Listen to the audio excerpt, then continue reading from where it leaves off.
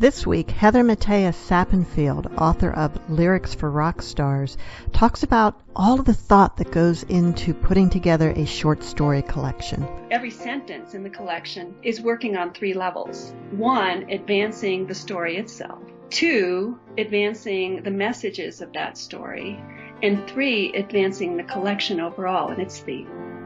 Welcome to Writer's Voices with Monica and Caroline. I'm your host, Monica Hadley, and my mother, Caroline, isn't here today, but will be joining us again soon. And instead of Mom, we just have me and our guest, Heather Mateus Sappenfield. And I hope I pronounced that right. Yeah, that's good. Pretty close. Okay. So Heather's writing explores the adventures that fill life, often in the Rocky Mountain landscape that has been her lifelong home. She has won many accolades for her fiction, including the Arthur Edelstein Prize and 3 Pushcart Prize nominations. She's been recognized as a finalist for the Flannery O'Connor Award, the Craken Prize, and the Colorado Book Awards. Lyrics for Rockstars is her first short story collection. Welcome to Writer's Voices, Heather. Hello, Monica. I'm so glad to be here. And I'm sorry I can't talk with Caroline as well. I really enjoy listening to both of you on the show, and I think it's so beautiful that you do this together. Oh, thank you. Yeah, it's a lot of fun. In fact, I probably wouldn't have done this show at all if it weren't for her.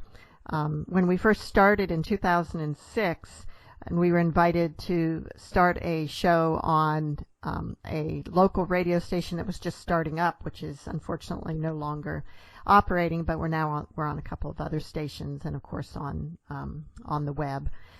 But my mom had been in radio for many years and had done basically since I was in high school. She had done various different times when she had radio shows.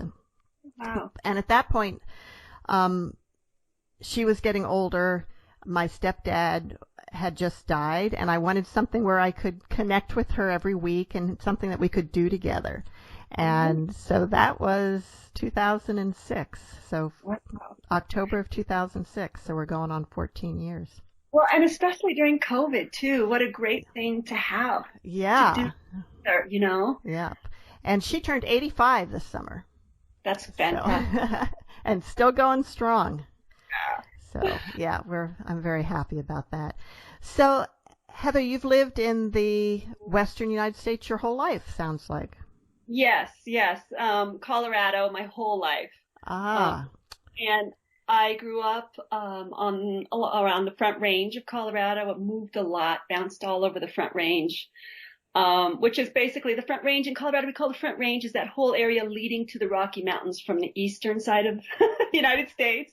And then we call the Western Slope the other side of the Rockies. California, just for those folks who, I might use some terminology you don't know. And I grew up down there, but I have lived now in the Vail Valley for, 30 years now. It's hard to admit that and believe it. But I've been up here in the mountains for a long time. Are you a skier? Oh, yes. Yeah. In fact, I was a ski instructor for Vail Resorts for years. Okay, yeah. So I have to ask, you have a story in here about a ski instructor. Yes. Is that based on something that actually happened? Well, I would say it's sort of a conglomerate of many things. The way the story ends, not necessarily, but I was really well known for being just amazing with women who had fear. And it was just so joyous to and regular people, men and women, but especially women. It was so joyous to get them to the point where they were confident and having a great time. And I just got to thinking at one point about, but you were kind of cocky about that. What if the tables were turned? And so, that definitely comes into play. And all you read about there is teaching of how, I taught beginners. Right. So what you describe in there where the ski instructor is sort of sharing her own fear, have you ever had something like that? And Oh, yes.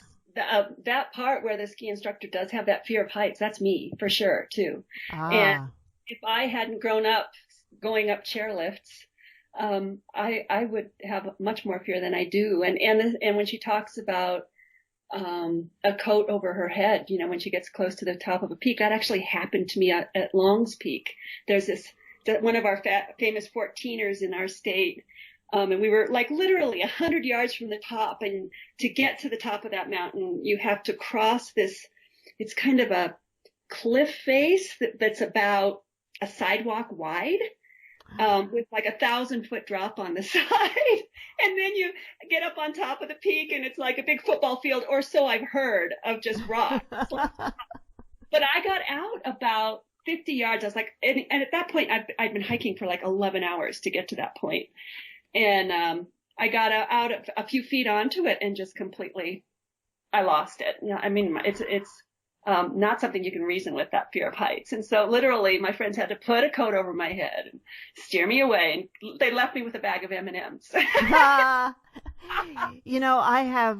have a bit of a fear of heights too. And what it is that if I get too close to the edge of something, I'm afraid I'm going to jump off. Yeah. Isn't that weird? Yes. Have you ever been to the Cliffs of Moher on the coast of Ireland? I wish. Yeah, it's beautiful. And of course, it's this cliff that falls into the ocean. And there's a fence that you're not supposed to go down, like really on the cliff, but people do it all the time. And I was there with my kids many years ago, and they were in their early to mid 20s. And so they both my son wanted to go climb out on the cliff. And if you can go across kind of to this tower across the way and photograph onto the cliff. And so he wanted me to go do that and take a picture of him out on this cliff. It's quite a distance, so it's kind of hard to tell who's there. But I went and did that. Well, I didn't realize that my daughter, who had stayed back with him, also decided she would go out on this cliff. And you could only go one at a time because you have to go around this outcropping. Uh-huh. And it's this narrow ledge, and you have to go kind of hug the rock to get out over it, to get over to this other side. And I didn't get a picture of her because I didn't know she was going to do it. And she was so disappointed, but she wasn't willing to do it again because the wind was blowing really strong too. And I was terrified just watching. It sounds beautiful and like something I'd like to watch from a distance. Yeah. And, in all honesty, it makes me a little more proud when I do some of these things that I do, because I do have to overcome that fear. And you probably know about that, Monica, where you're like, yeah, okay, I'm going to not freak out here. Right. Yeah. So, Heather, how long have you been writing? I have been writing my whole life. From the time I was a little girl, I knew I would live in the mountains and be a writer. I just knew it.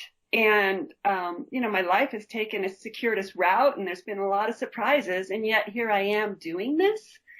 So I've always been writing stories, always.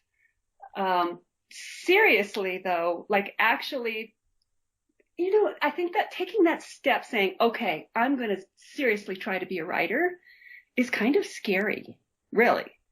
For me, it was because here again, we're talking about fear, but, no, because there's the chance if you really want to go for it that you might fail. You might not live up to what your dreams are and accomplish that.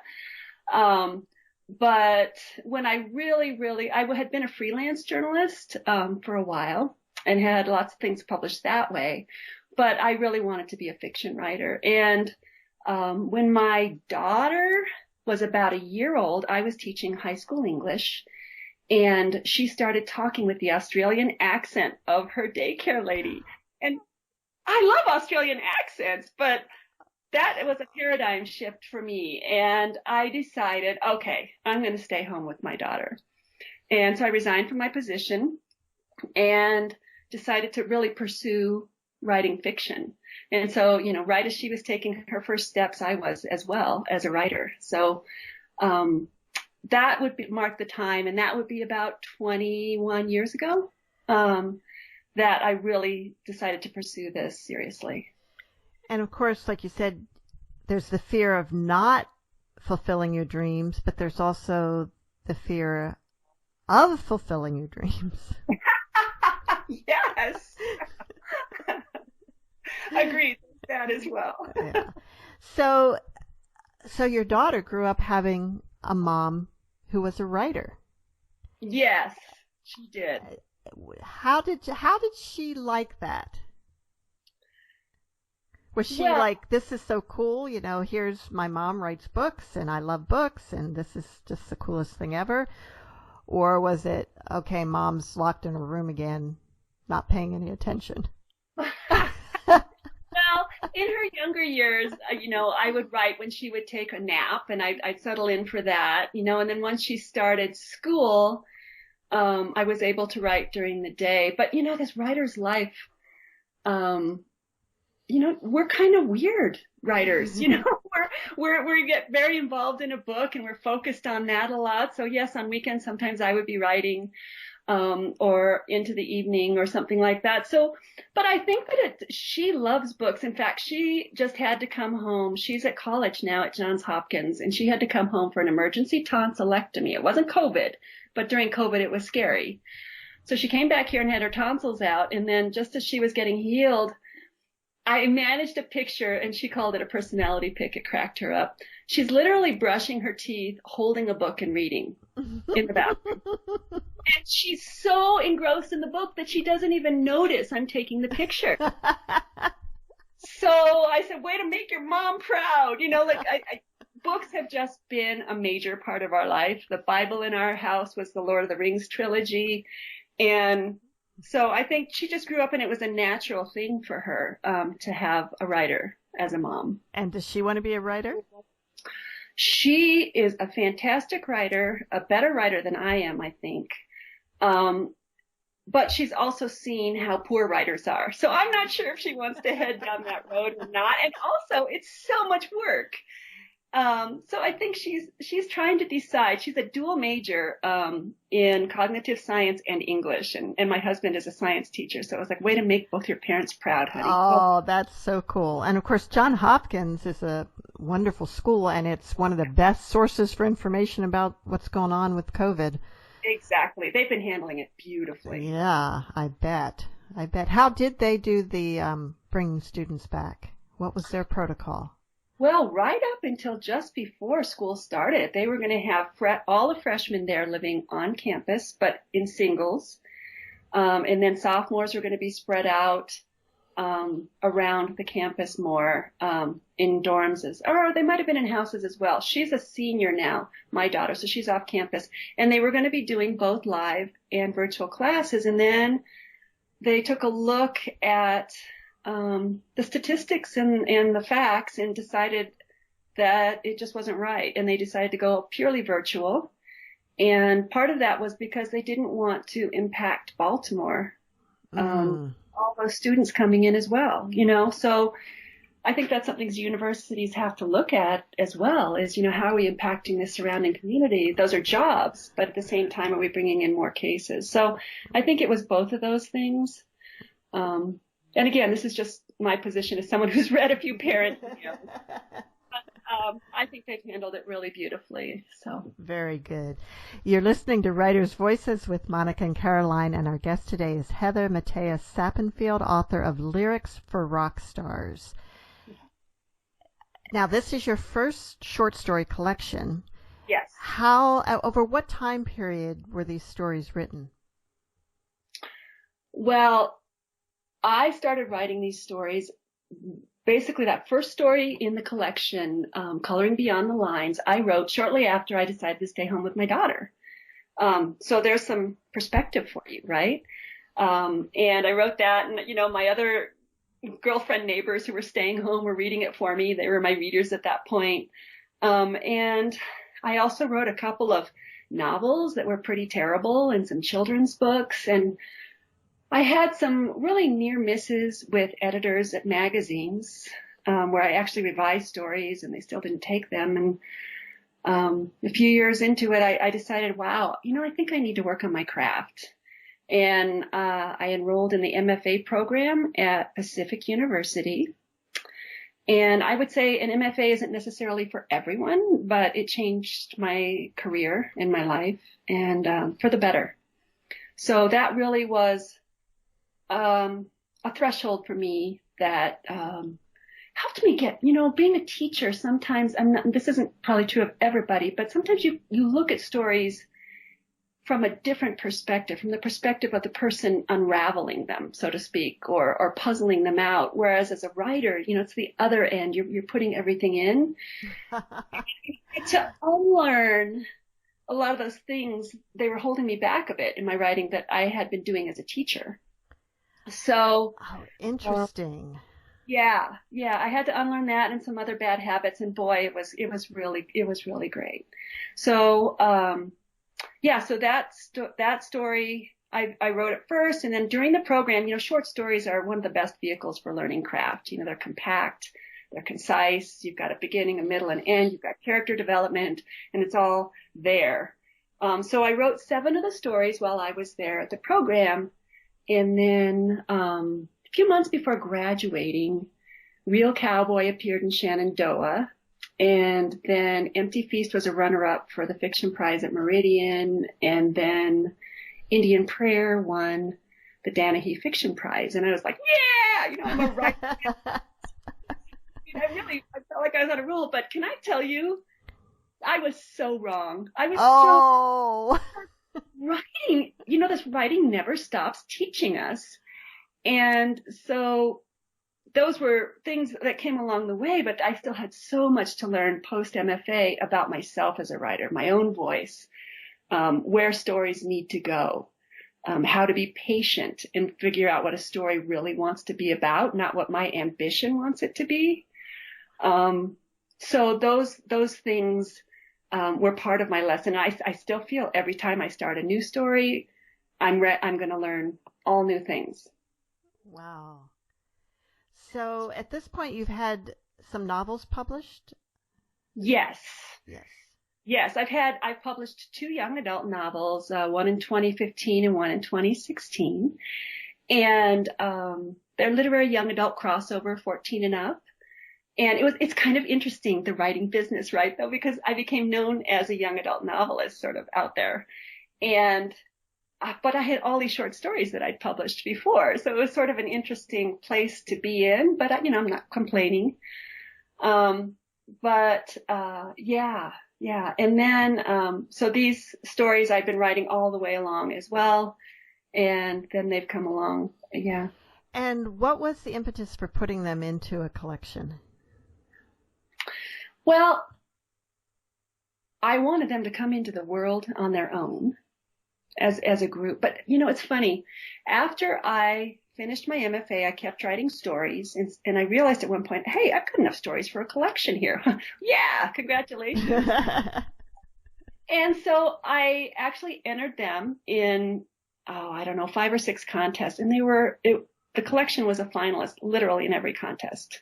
But I was, wow, I must be missing something, though, for it to continue to be a finalist but not to win. So I put it in the drawer. And I'm going to backtrack a little bit. There's this marvelous quotation from Carlos Ruiz Zafón, which I find very true, which is, books are mirrors. You only see in them what you have inside you. And so, backtracking again, when I was at the MFA program, I had a semester with Pete Fromm, and I don't know if you know him, but he is a fabulous Western writer, and he was also the toughest editor I'd ever had. And he kept saying to me in these stories, you're leaving the scene too early. You need to stay with the characters. You have to write out the scene. And I was like, I can't. Oh my gosh, this is hard. No, it's just forcing yourself to stay. And I literally had to go to therapy to get myself to be able to stay in the scenes, right? Whoa. And exactly. And so through that process, I mean, he helped me. I mean, this writing, he helped me so much, not only with my writing, but I also was getting over some things in my life, right? Because you're writing around the things in your life often in a story. So I literally was able then to stay with the scene with that. And then, a few years ago, I discovered yoga, and I, through that, was able to also kind of bring further into my physical being a lot of those things I'd worked on in therapy. And actually the yoga was kind of the sealing of all of those things to where, I mean, it purified a lot of my writing, how I was placing words on the page even, and how my language was and the things I was writing around. And I pulled the collection back out of the drawer, and all of a sudden, and I was ready to see how the stories all fit together. I hadn't been there before, emotionally and maturistically and all of that. And so suddenly it was apparent that they needed to be divided into these two sections, songs of innocence and songs of wisdom, and that those would play off of each other, literally, but also ironically and symbolically and universally. And, so that's when I really knew and understood the collection and how it was speaking. So you didn't have to rewrite the stories. Well, then I also was writing way better. So I went in and just polished the stories a bit and tweaked them to fit more within that thematic level. You know, every story, every story in the collection, I hope, every sentence in the collection is working on 3 levels. It's working on 1, advancing the story itself. 2, advancing the messages of that story. And 3, advancing the collection overall and its themes. And so once I was able to see how all that was working together, then I was able to go back through the entire collection and then rework it. And then after I did that, I entered it in a couple of contests. And, you know, ironically too, I entered it in contests that seemed to fit the collection instead of my ideals of success. Ah. And it was a finalist in the final running for 2. And then I heard that it had won the V-Press LC Book Compilation Prize, or Compilation Book Prize. And I said, yeah, I'll take it. And it has been such a great journey. V-Press has been fantastic. And tell us a little bit about V-Press. Well, it's a small press, fairly new, started by women. And I selected them because there's a lot of women's themes in this collection and how women have moved through history. And they seemed a good fit. The managing editor and director, Tori A. Marie Dale, I just admire her so much, just starting this press and moving forward. And she's been great, but she is also a survivor of domestic abuse to the point where there was a film made about her. And so it just felt like the right collection with the right publisher, and it certainly has proven true. Wow. Yeah. That sounds like a great, kind of Cinderella story for this collection. Yeah, it definitely is. Now, I notice, okay, so the two sections that you mentioned are the Songs of Innocence and Songs of Wisdom. And the Songs of Innocence are mostly or maybe all from a child's perspective, a child's point of view. Yeah, child's and teens. And the others are from adult point of view. Now, one thing I noticed that these children all mostly live in pretty dysfunctional families. Yes. But it sounds like you have a pretty functional family there. So where are you drawing this from, and why are you drawn to this kind of story? Well, I think my family, my immediate family, my husband, my daughter, myself, you know, I've been with my husband for a long time and we're very happy.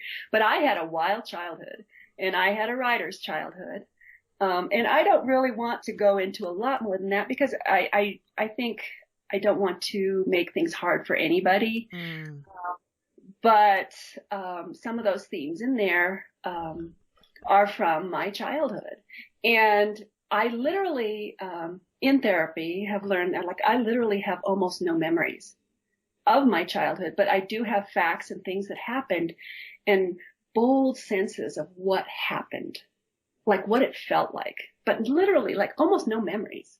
And so it's a beautiful place to write from. I remember being in a class with my MFA with Jack Driscoll, who was talking about, he was trying to write a story based upon something he witnessed as a child. And he remembered like every last detail. And he was just too close to the details of the story. If the story wasn't working and wasn't working and wasn't working.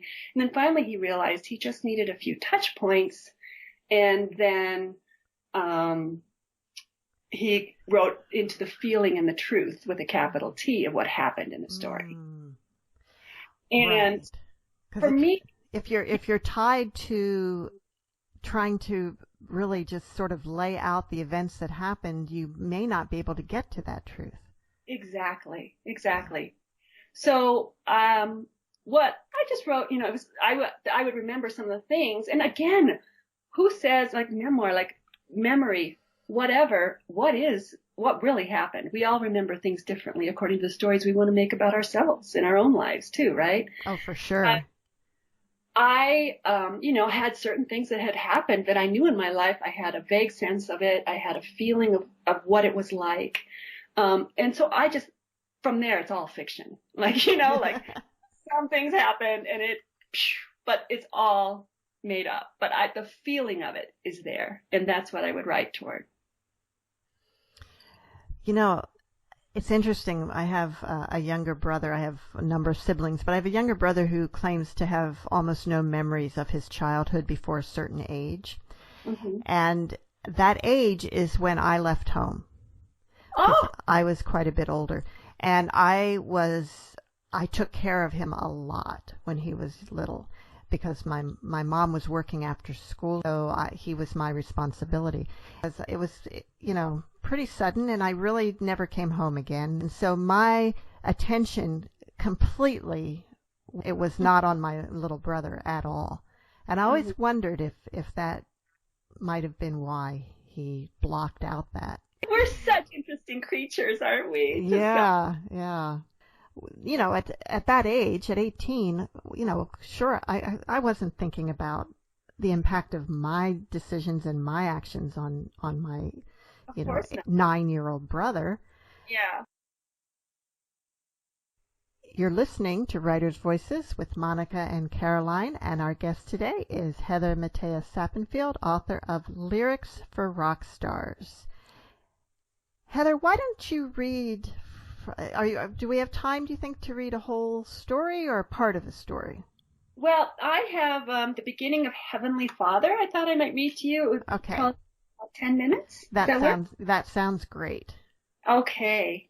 And again, this is a story that again has I knew that this thing happened to my mother. She was blind in one eye, but I didn't know any other details about it. And she was the daughter of a minister. So you'll see how my process works here, sort of. Right? It's like totally. Yes, yeah. Wow, could that be potent? So here starts Heavenly Father. Turn your test papers over, please, Miss Manning said at 11:55. Our teacher strolled through the 3 rows, collecting them, and set the stack on her desk. She glanced at the clock, then at Teddy's blank test, which I could see on the stack's top, then at him, slouching in the back with his legs taking over the aisle. She didn't see the spitball he'd shot into Angeline's golden curls, or how afterward Angeline had peered over her shoulder at him, mouthing, "Satan." At noon, Miss Manning said, "You may go to lunch." Angeline and I raced to our cubbies, grabbed our Roy Rogers lunch boxes, and ran to the metal bars. We tossed our lunches in the gravel, waiting to eat our bologna sandwiches till later so we wouldn't puke. The bars were actually one continuous bar that ran through a fat post in the middle, supported by 2 posts on the outsides. It was meant for pull-ups, but we'd scramble to the top, one leg over that bar. We'd hold on with both hands and spin. I'd shut my eyes to keep from getting dizzy and loved falling forward, my long brown hair whipping behind. Loved how gravity tugged my face just as I kicked my back leg to snap skyward. Loved how all the recessed voices smashed into one garble. Spinning stretched the world like taffy, and I couldn't get enough. 19. I reached the top and arced down again. 20. I stopped and balanced. Teddy leaned against a humongous cottonwood on the playground's fringe. Most days, the way he stood reminded me of the rifles Dad kept in a glass case by the TV. Still, I couldn't get enough of his cleft chin and wavy black hair. He'd been picking on Angeline since school's first minute. The Lord will protect me, she'd say, but I wasn't so sure. Now Teddy seemed cocked and ready, and he held up his fist and talked to it. You're an ace, Hildy. How'd you do that? Angeline said. She spun forward, her hair flashing in the sun. She got to 10 and wobbled to a stop. I get so dizzy. I glanced at the 6th grade boys who kept an eye on pretty Angeline. It felt good to have her envy me for a change. Teddy's mad. I nodded in his direction. The Lord will protect me. She spun. Our school had 61 kids, and I studied the rest of them to keep my eyes from Teddy. The 1st graders climbed on the slide like always. 2nd grade was on the swings. 3rd grade was at the blacktop playing hopscotch or foursquare. The 4th grade girls squealed as the boys chased them in freeze tag. The 5th grade boys played basketball. The 6th graders hung out against the school's wall and avoided Teddy. We spun. It's what the 5th grade girls did, and we were the only ones, so we never had to share. I spun again till my arms shook. When I stopped, Teddy was gone. I scanned the playground. Our school perched on a rise, and from up on the bars, I could see our church's brick steeple, the water tower that said Zuckerman, the sugar plant's white silo with C and H in big blue letters on its side, then the beet fields reaching for miles. A train approached, a distant clunk, clunk, clunk that stirred with the recessed voices. A tractor rolled along the straight line of our one road through town. The train neared an intersection with an empty dirt road and blew its horn. Ooh, bung, bung, bung, bung, bung, bung, bung, bung. Angeline harmonized with the train. Mr. Sandman, bring me a dream. I joined him. Make him the cutest that I've ever seen. Our lungs stretched with song. The metal in my palms and the crook of my knee was blood warm. We sang Shaboom. I had Angeline all to myself up there, and it felt like heaven. Until I remembered it was Monday. Are you going fishing today? Uh-huh, she said. On Monday afternoons in spring and fall, Angeline's father took her to the reservoir outside town. She would rush home from school, and I'd hustle to keep up, wishing she'd invite me. From my bedroom window, I'd watch them load up their Buick. Daddy, did you get the worms? Angeline would say, or should I get the folding chairs, Daddy? At church, while Angeline would gaze at her father in the pulpit, Teddy would gaze at her in the front row. I longed for a front row seat with the Lord. Before I knew it, I'd said, can I come? No, it's special time with Daddy. The way Angeline's voice went up on Daddy made me say, you mean your dad? The rest of us had started calling our fathers Dad a while ago. Red scorched up her neck. You're just jealous. She sniffed and turned away. I couldn't move. I wanted to slug her. Jealous? You think you're so great? She spun and stopped, breathless. It's not my fault your father only works at the plant and drinks beer and watches TV. I can't help that I'm special. I can't help if I have the best father in the world. She tossed her curls and turned away again. I turned away too. Angeline gasped. I thought she was crying, maybe ready to apologize. Instead, Teddy stood below, and everything slowed in my mind. The playground hushed. The 6th grade boys stepped away from the wall. Miss Manning ran toward us from the picnic table on the playground's far side where the rest of the teachers ate. "You think you're Coolsville because your daddy is the minister," Teddy said, low and deadly. His hand whipped out to the side and a dark blur shot into Angeline's eye, then dropped to the gravel. Angeline slumped forward and plummeted, screaming, from the bar. Miss Manning hovered over her seconds later. Principal Berger grabbed Teddy's arms from behind, wrestling him toward the school, but Teddy wheeled free and punched the man's soft middle. Principal Berger doubled over. Teddy looked at Angeline, sagging like he might reach out to her, like he longed to pull her into his arms. I understood exactly how he felt. He turned and ran. Kids crowded around Angeline. Principal Berger, still holding his middle, nudged his way through. She covered her eye and wailed as he picked her up and carried her toward the school. Miss Manning walked beside them, and with each of Principal Berger's steps, Angeline's saddle shoes swang out, kicking her, but she didn't seem to notice. They disappeared inside with Angeline's cries echoing down the hall and out the propped open door. Every face turned to me. I slid back my leg, balanced on my hips, and dropped to the ground, never more thankful to be wearing shorts under my skirt. I picked up my lunchbox, then Angeline's, and walked toward the school, stiff from all those eyes on my back. In the nurse's office, Angeline curled on the cot, holding a white towel, lumpy with ice, against her eye. She wailed so loudly the ground seemed to tilt. Miss Manning sat at her feet, patting her leg. When she saw me standing in the doorway, she stood and offered me the seat next to Angeline, but I shook my head. I set our lunchboxes against the wall.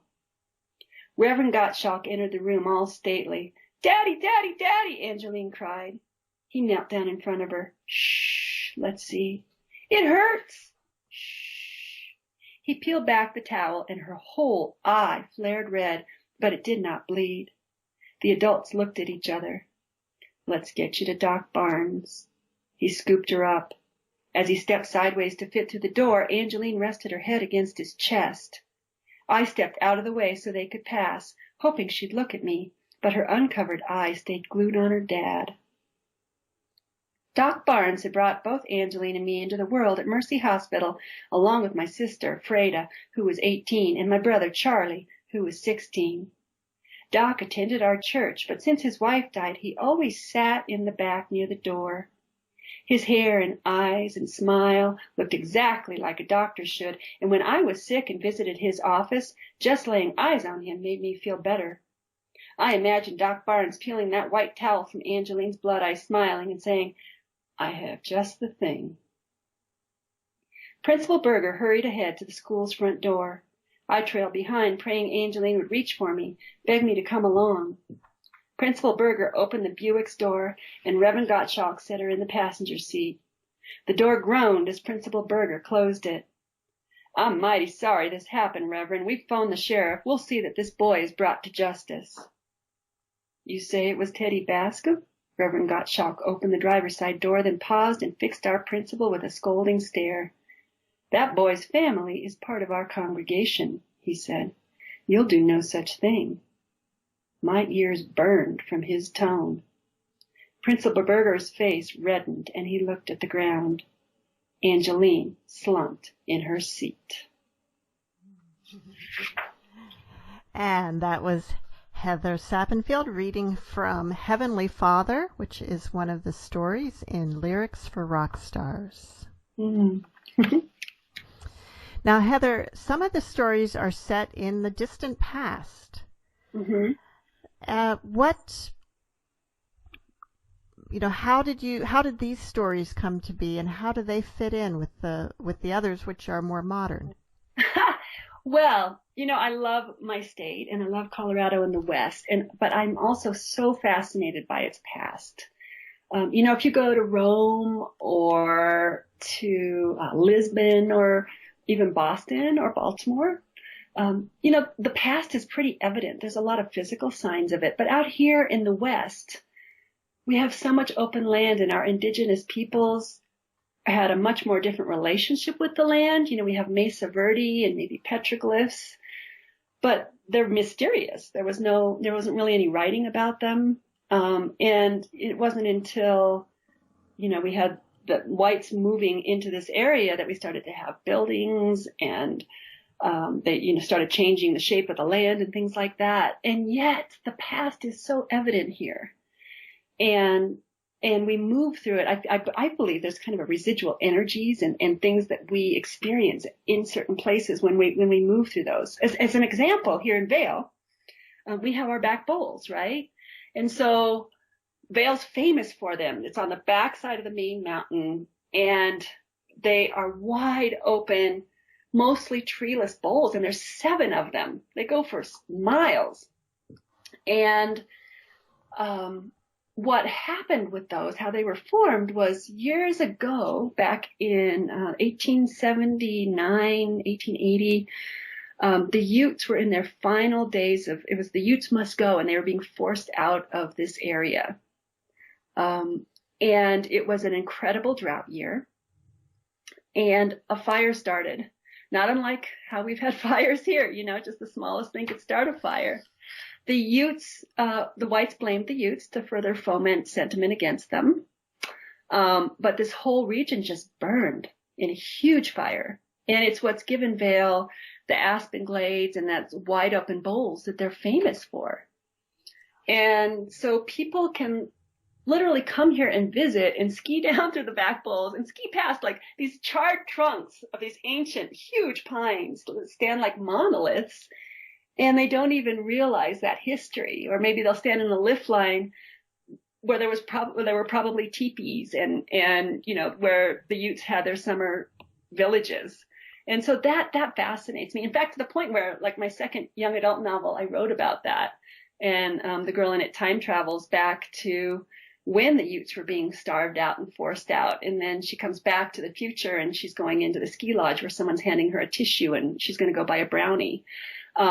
So just those layers that are there that we interact with, even, moving along from that time period, that just fascinates me. Now, most of your stories are written from a female point of view. Are they all? No. There's Clan is a male point of view. Go is a male point of view. The final story is a male point of view, and that story is particularly important to me as well. Yes. Let's talk about that. The oldest living man in America. Yeah. So yeah, what was the motivation, the spark for this story? So,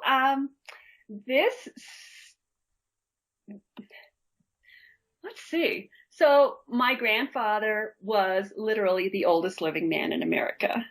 And he was 111 years old. And yeah, before he passed away. So it was really kind of a cool thing. But that said, he is not this man. I think it all kind of came to a head because, that I knew that about him, but then it was also the anniversary of the Apollo 11, first steps on the moon. At the same time, I heard this incredible story about a man from the Middle East who had gone away to war and come back, and I don't want to ruin the story, but that also was something that played into that. And I thought, wow, the amazing things that one person has seen over the course of a lifetime like that. How amazing to be sitting there watching a man walk on the moon when you could have experienced the Civil War as well. And so that's the impetus for that story. But at the same time, I think there's a lot about women in this story and the women narrators, because I am a woman, and I'm also fascinated by how women have had to move through history. But this final story here is a man looking back at how he's treated a woman, and for me, I hope it operates almost as a hinge of almost forgiveness that changes how all the earlier stories work. Wow.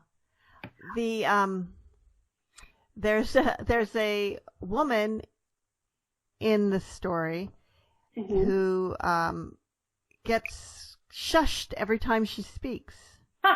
Yes. So what's that all about? Well, I hope this story works on some sort of a metaphorical level about women, how we worry for the care, the softer side. How will he ever get home? How are the boys going to survive that? And no, because we need to move forward. We need to drive forward. We need to march forward. It's ambition, and fighting and wars.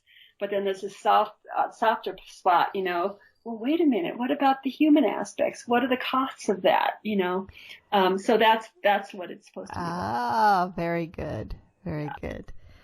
When you first started writing for fiction, you said it took you a while to really learn the craft. Yes. And then you started getting stories placed in magazines. Mm-hmm. And at what point did you struggle to get your first book published, or did that come more easily? Oh, wow. So the first young adult novel that came out in 2015, that came really easily, actually. I had written that manuscript before I started the MFA after teaching, and it dealt with teen suicide. And I had lost a couple of students while I was teaching. And I think that was one of my obsessions at that point was, I just could have made them stick around. If they just could have gotten beyond that point, how would they have felt? If they could have seen how sad everyone was, how hurt we all were, and we wanted them back and we loved them. So I had written that before, but it was not in good shape. So after post-MFA, I revised it and sent it off and had good luck getting an agent, and she sold it, and it was just pretty quick. And those two novels happened in quick succession, and the second novel came out in 2016.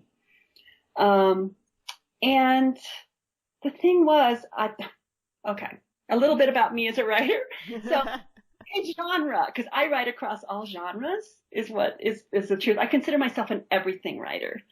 And I believe that genre is useful, but that we kind of get stuck in it. I believe we actually are types of writers and types of readers. And the type of writer I am is someone who likes really well-crafted written narrative that has literary tendencies. And I love those kinds of books, whether they're young adults, mystery, romance, middle grade. My favorite books cross all those different genres. Maybe I'm in the mood for that on a particular night, but I like to have that type of book within that genre. Does that make sense? Okay. And so I write, no matter whatever I'm writing, I'll work hard on the craft, and it will have literary tendencies. And so, for example, those two YA books came out, but I still was writing the short stories. And then, now I have a middle grade book as well that was recently the finalist for the Kraken Prize that will be coming out in spring of 2022. And so across all of those places, I'm that type of a writer, and you can go to one of my books and know that in a middle grade book, you're going to have a more literary experience. So where I'm going with that, I lost track of that for a while though, and I tried to write specifically for genre, and it didn't work for me. My writing kind of fell apart. I was trying to produce these young adult books, and I just couldn't do it. And so what I learned that what I needed to do was actually write the story that arrived in the way that it needed to be written. So in my case, I have mild dyslexia, and stories tend to arrive pretty fully formed, escorted by the narrator. And I listened to your talk with Heather Sappenfield. Is that how you say it? I love books, right? Right. Kind of opposite places. Like, she wants to write about a time in history. I actually have a narrator arrive, and then I wait to see what the narrator's story needs to be, and then I get the details historically that help the story. Ah.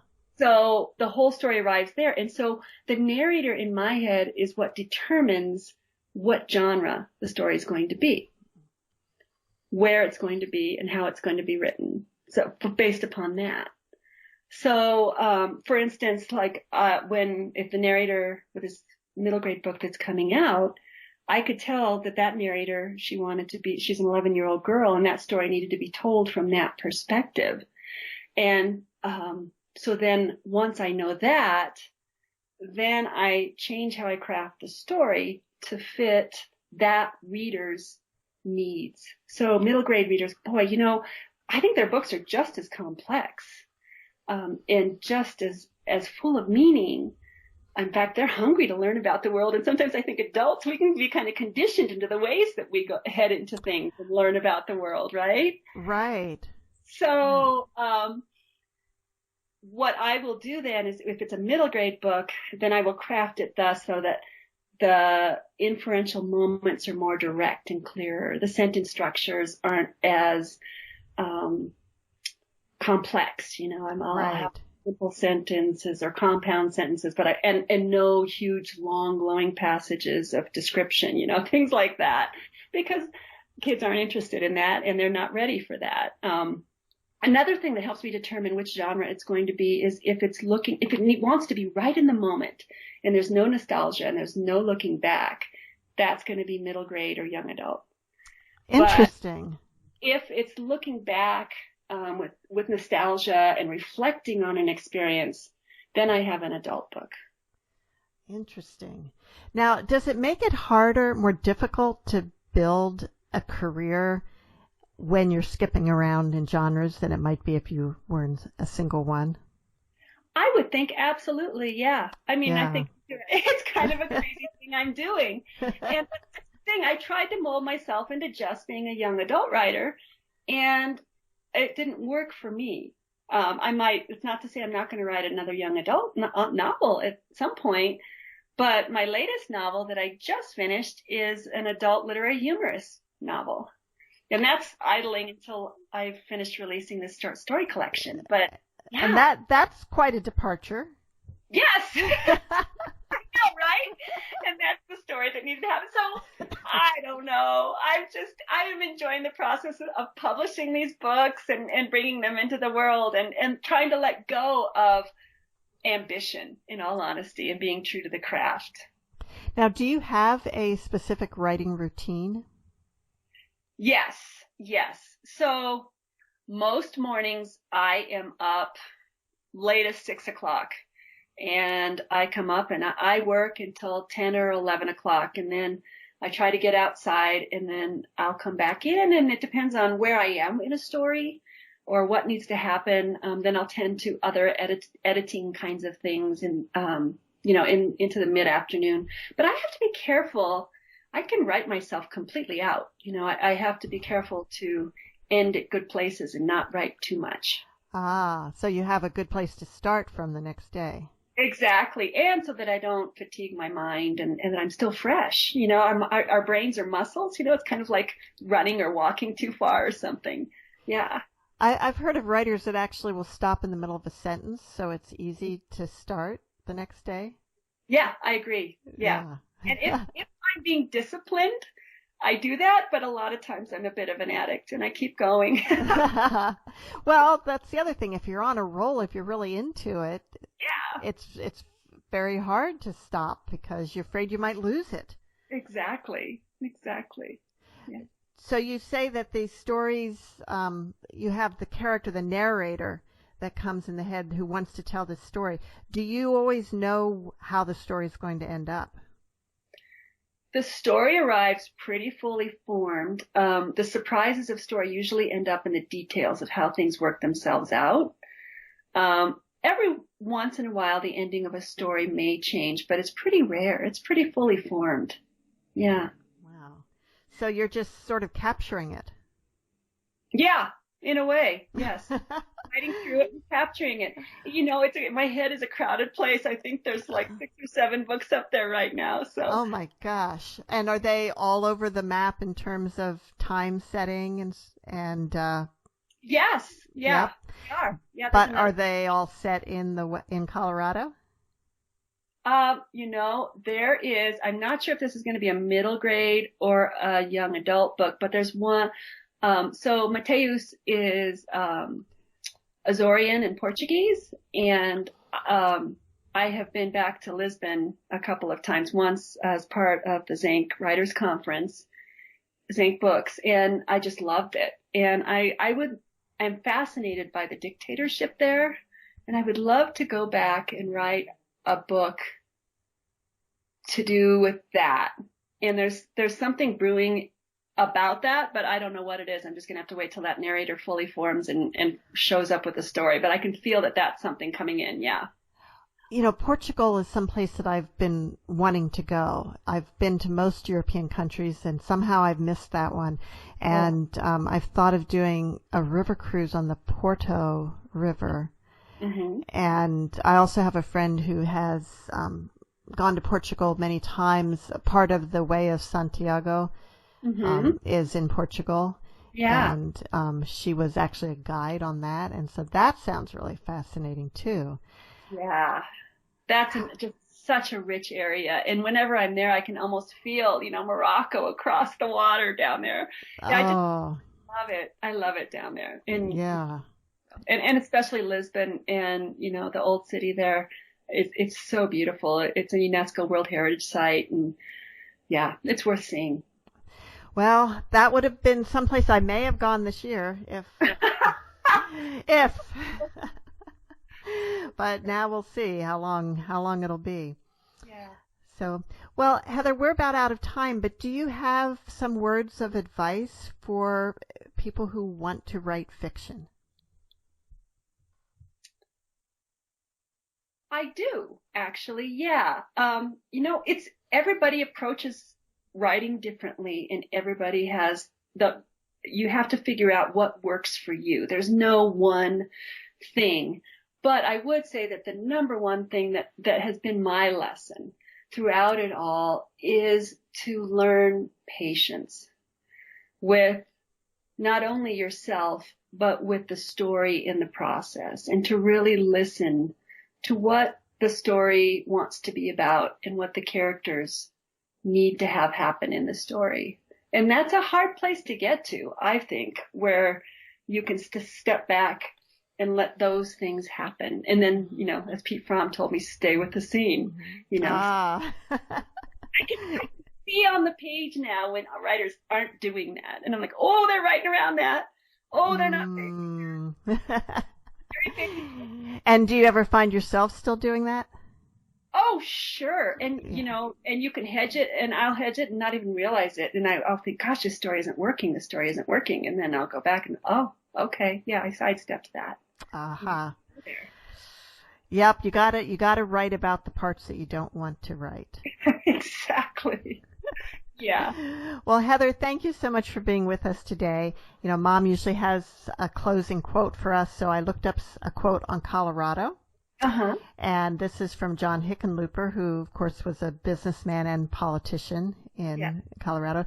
He said, "Colorado has always been a good place to find what you're made of."